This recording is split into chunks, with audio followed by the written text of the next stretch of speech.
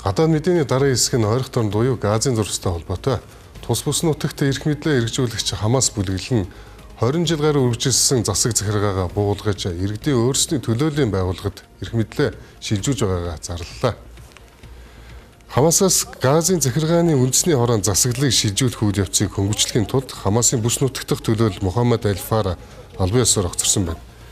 Палестины Аль-Шаатаар ахлуулсан Газын захиргааны үндэсний хорог өнгөрсөн оны 12 дугаар сард Америкийн нэгдсэн улсын ерөнхийлөгч Дональд Трампын зуучилсан гал зогсоох хилцээр үеэр байгуулсан. Хамас бүлэглэл энэхүү алхмаа Израилийн эзэн түрэмгийлэх аливаа шалтгаыг үгүй их зорилготой гэж тайлбарласан. Хэдийгээр ийм шийдвэр гарсан ч Хамасыг зэвсэггүйжүүлэх болон Израилийн цэргийг Газаас гаргах асуудлыг хамарсан гал зогсоох хилцээрийн 2 дугаар үеишэд олон сарын турш мухардалд ороод байна.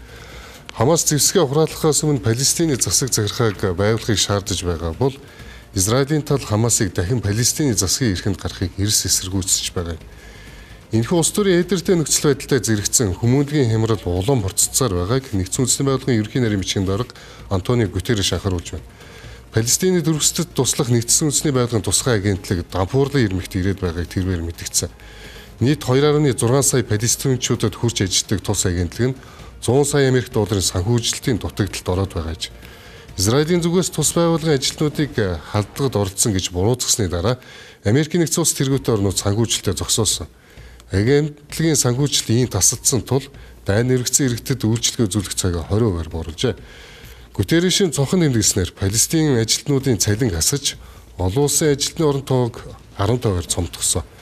Цаашид дахин таналт хийх нь байгууллагын үйл ажиллагааг бүр мөсөн зогсоох эрсдэлтэй тул гишүүн орнуудыг яаралтай санхүүгийн дэмжлэг үзүүлэхийг уриалсан байна.